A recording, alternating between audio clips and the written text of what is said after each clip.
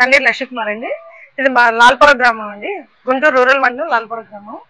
ఈ గ్రామంలో ఈరోజు స్వచ్ఛరథం అనే ఒక పంచాయతీ తరఫున స్వచ్ఛరథం వచ్చిందండి. దాంట్లో తడి చెత్త పొడి చెత్త కాన్సెప్ట్ పెట్టారు. తడి చెత్త పంచాయతీ వాళ్ళు డైలీ రెగ్యులర్ గా వచ్చి తీసుకెళ్తూ ఉంటారు.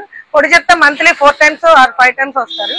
మా ఇంట్లో ఉన్న వేస్ట్ మెటీరియల్ స్టీల్ సామాన్ కానీ, తెల్ల సామాన్ కానీ, అట్టపెట్లు, ప్లాస్టిక్ ఆ సామాన్లు ఏవైనా వేస్ట్ మెటీరియల్ తీసేసుకొని మాకు కావాల్సిన ఇంట్లోకి సరిపడా వంట సరుకులు ఇస్తున్నారండి. అయితే మేము ఇంట్లో ఉన్న వేస్ట్ గా ఉన్న ప్లాస్టిక్ డబ్బాలు ప్లస్ స్టీల్ సామాన్ పగిలిపోయినవి వేస్ట్ మెటీరియల్ ఇచ్చాము. దానికి సరిపడా మాకు ఇంట్లో సరిపడా సరుకులు కందిపప్పు, మినప్పప్పు, వేరుశెనగ గుళ్ళు, గోధుమ పిండి ప్యాకెట్స్ అలానే ఇచ్చారండి. బ్రష్లు చాలా బాగుందండి.